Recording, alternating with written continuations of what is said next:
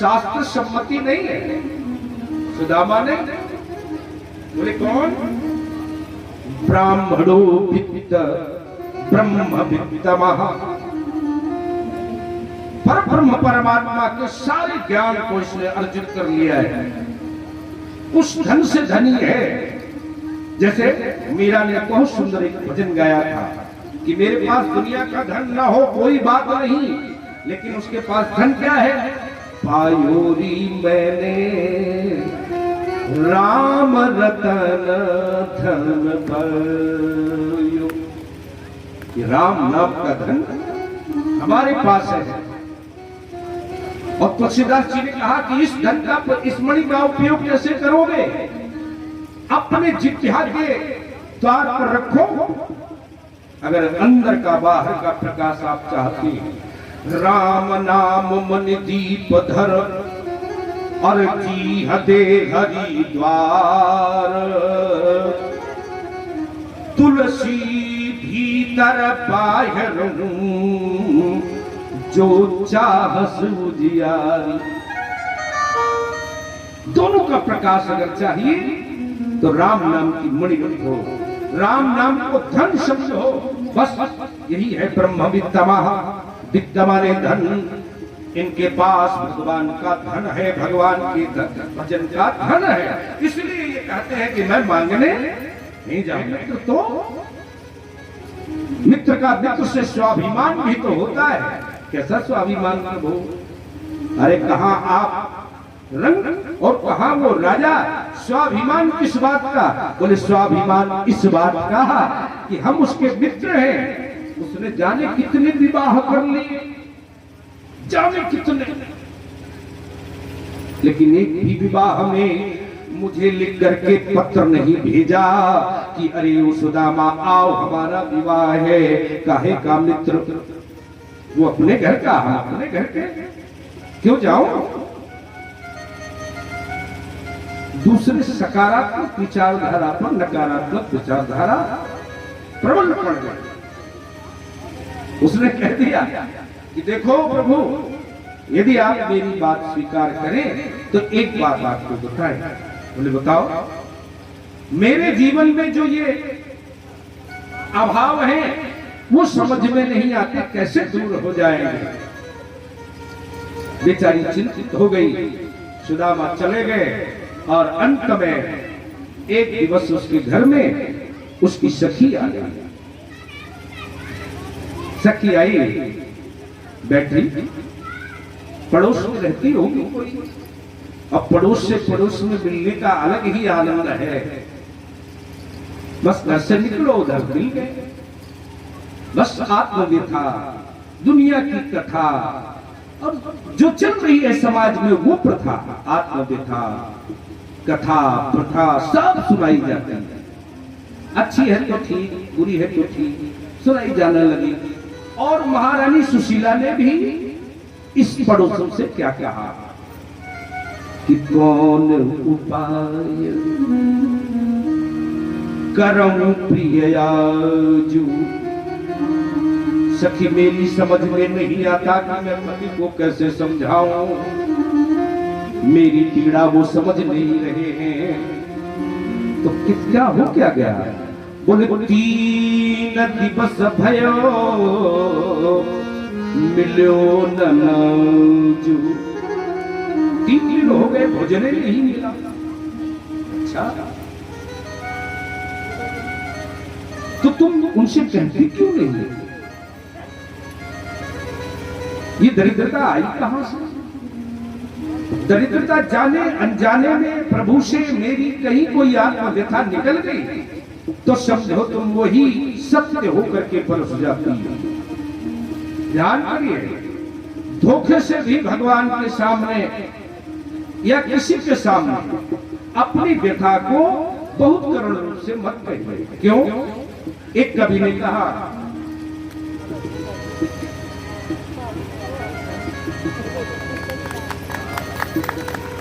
ये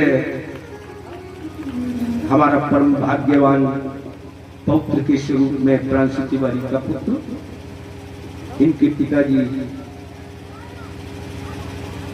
श्री मिश्र तिवारी जो बहुत ही भक्त हृदय, बहुत ही कोमल हृदय, नित्य नित्य हमारे यहाँ पर इन कथाओं को सुनते हैं, उनकी चर्चा करते हैं, जो हमारे मंच पर आज तक आया, मैं अपना भाग्य मानता हूँ, सौभाग्य मानता हूँ। आइए कथा से चलिए। महाराज से कहते हैं कि धोखे से भी अपनी व्यथा किसी से मत कहिए, जीवन में एक सिद्धांत बनाइए, आप अपनी व्यथा किसी के सामने कभी धोखे से भी मत कहिए। रही मन जमन की व्यथा और मन ही रखिए कोय, क्यों बोल सुन अठलई है लोग सब पाटन लई है कोई किसी का सुख देखे ही नहीं सकता, और न कोई किसी के सुख के लिए जीवित रहता है। प्रत्येक मजबूत से मजबूत इकाई आपको जो लगे कि ये मेरे बिना जी नहीं सकता, उसी में खोज कर आप देखो, वो आपके लिए जीवित नहीं, अपने सुख के लिए जीवित है। वेद कहता है नवा अरे पतिष्ठ कामाय पति ही प्रिया भवतु। तो पति के सुख के लिए प्रिय नहीं रखती पत्नी ना, किसके लिए? बोले आत्मनस्तु कामाय पति प्रिया भवतु, अपने सुख के लिए। न तो बंधुस्तु कामाय बंधुश्च प्रिया भवतु, आत्मनस्तु कामाय बंधु प्रिया भवतु। न तो पुत्रिष्ट कामाय पुत्री प्रिया भवतु, आत्मनस्तु कामाय पुत्री प्रिया भवतु। न तो पुत्रस्तु कामाय पुत्रः प्रिया भवन्तु, आत्मनस्तु कामाय पुत्राः प्रिया भवन्तु। सब अपने अपने सुख के लिए जीते हैं, इसलिए उसे अपनी विधा अपने अगर दे दी तो वो तो आपकी हंसी उड़ा देगा। रही मन निज मन की व्यथा और मन ही रखिए कोय, और सुन अठलई है लोग सब बांटन लई है कोय। आपके दुख सुख का कोई लेना देना नहीं, लेकिन सखी समझ कर उसने कह दिया कि कौन उपाय करम प्रिय जाजू, और 3 दिवस भय मिले भूल नाजू। अंतरपूर्ण बात क्या है? दरिद्रता कहां से आ गई?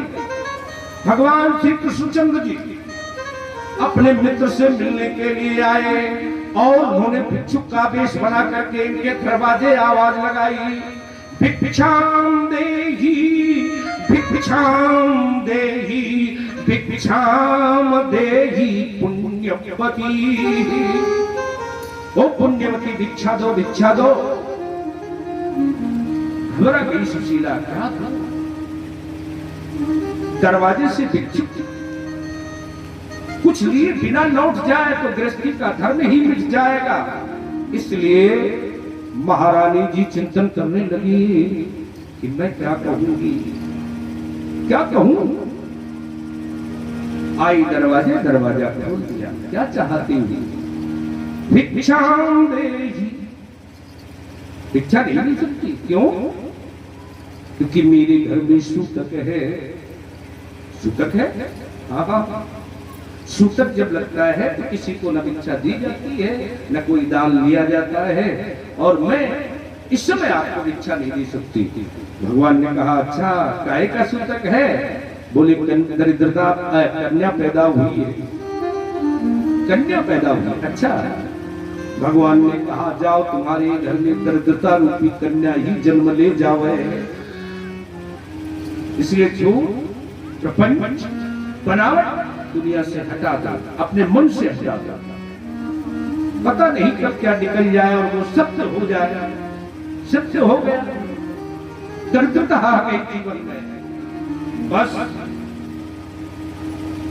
तो इन्होंने अपनी बात जब सखी से कही तो सखी ने एक रास्ता समझा दिया। क्यों नहीं कहती हो पति से? बोले कहते तो हैं, सुनती कहां, सुनते ही कहां है। वो कहता है कि मैं मृत्यु वरण कर लूंगा, परंतु याचना के लिए नहीं जावेंगे। तो सही कि तुम कह दो याचना न करना।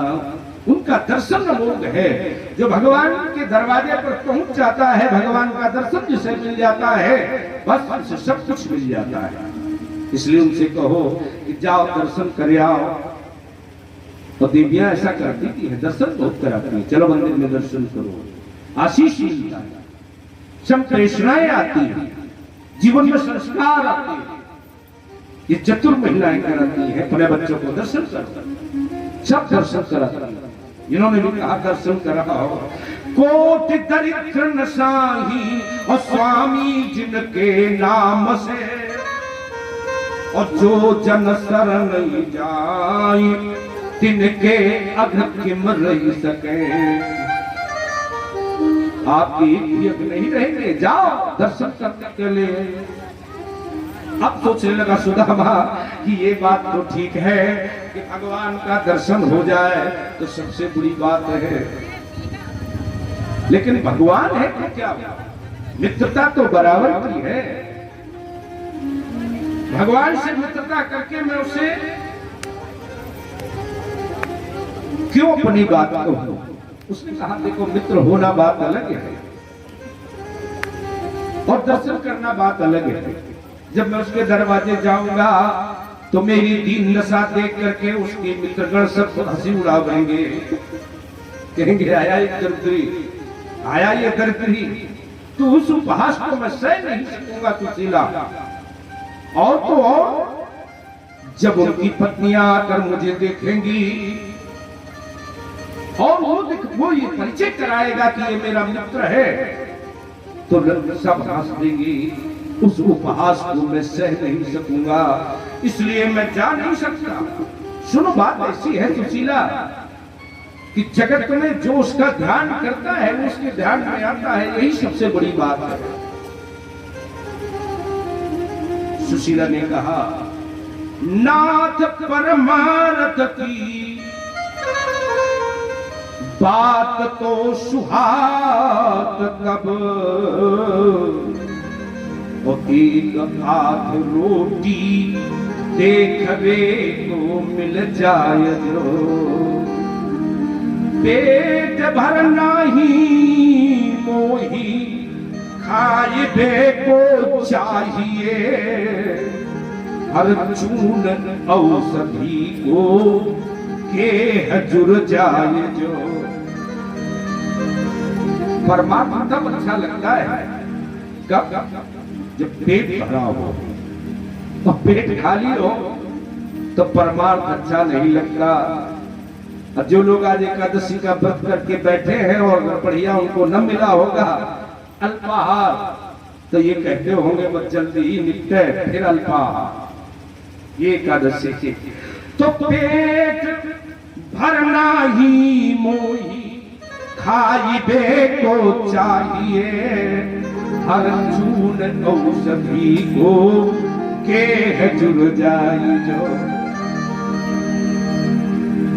फिर तो बात तुम्हारी सुशीला वही हो गई कि तुम मांगने के लिए कहती हो। बोले ना ना ना ना ना, मैं मांगने के लिए नहीं कहती, इनकी सबकी तरफ आप देख करके अपना निर्णय ले लो, बदल लो महाराज।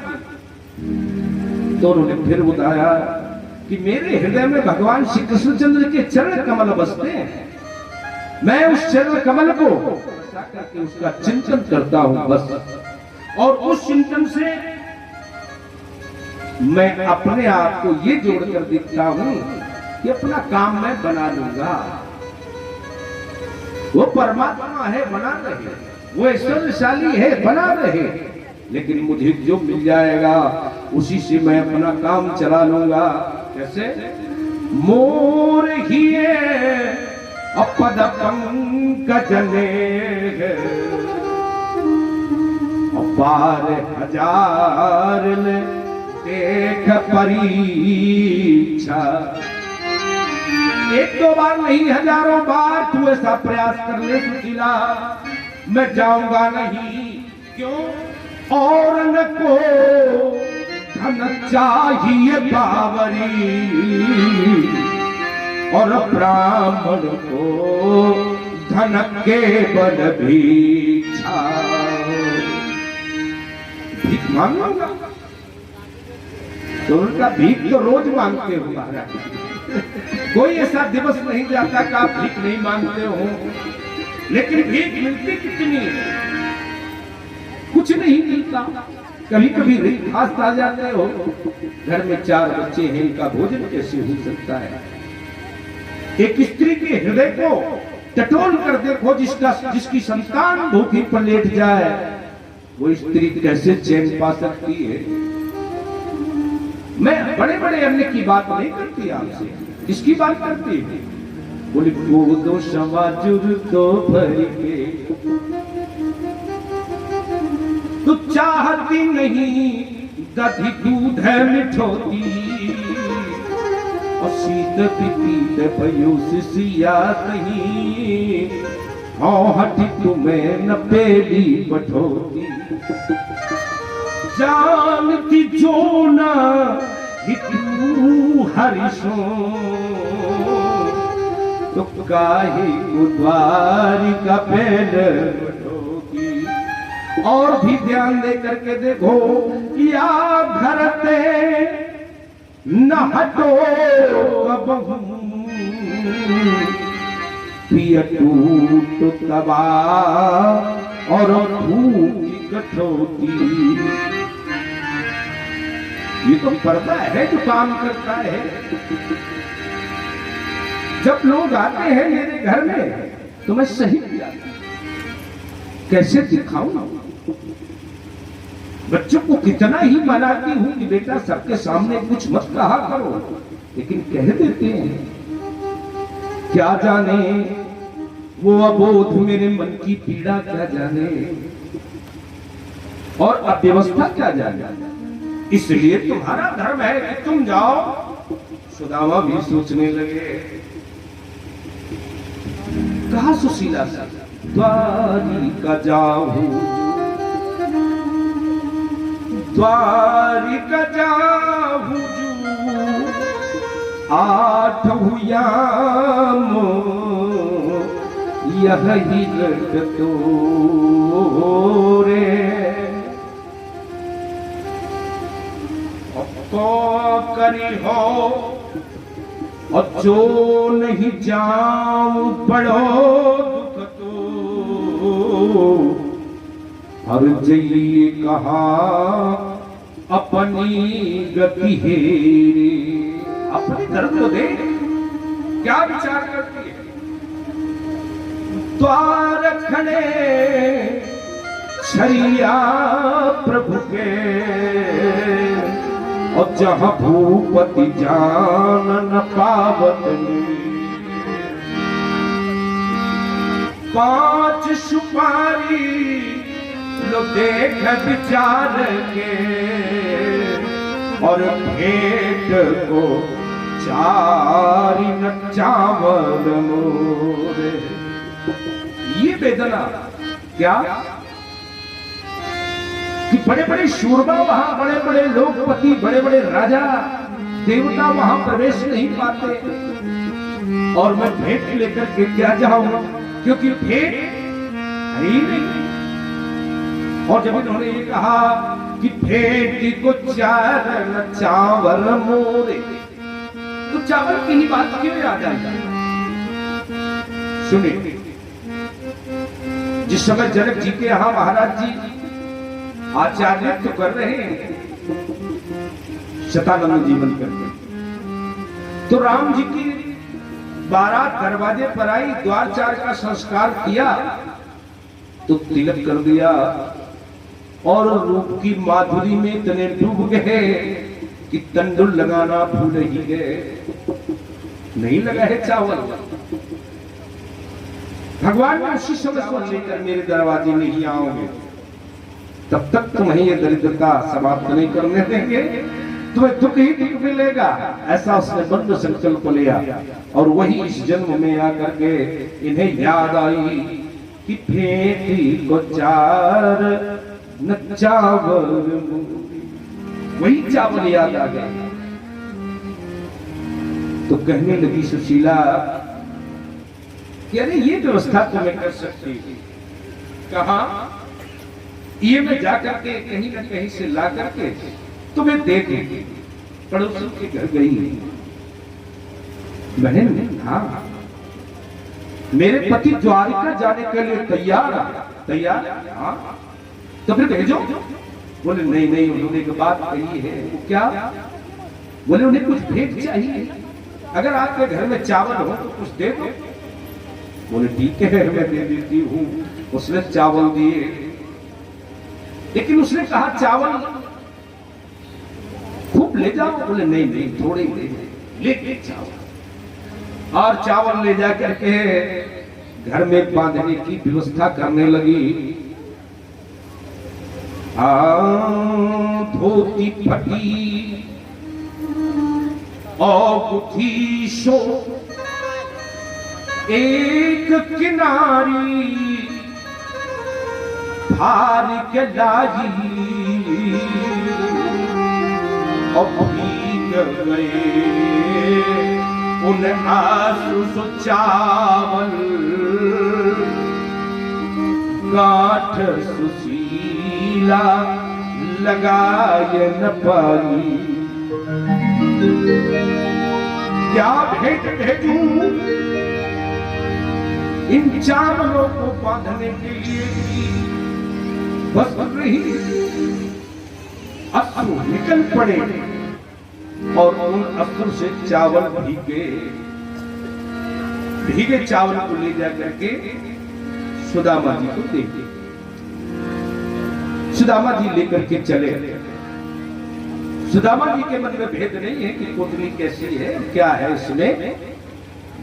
बस अगर कोई व्यथित है, दुखी है, तो सुशीला जाती। ये भेंट लेकर के मैंने भेज रही हूं, परंतु इनके मन में कोई चिंता नहीं, प्रशांत आत्माएं हैं, इसलिए महाराज मन में सोचते हुए चल गए। और जैसे जैसे यात्रा शुरू कर दी, वैसे उनका ध्यान करने लगे। धीरज अधीर के और हरण पर पीर के। वो तो दूसरे की पीड़ा स्वयं भर लेता है। दीन बंधु है, यात्रा कितनी कठिन है ये जानते ही नहीं। यात्रा प्रारंभ करने लगे। श्री कृष्ण गोविंद हरे मुरारे, हे नाथ नारायण वासुदेव।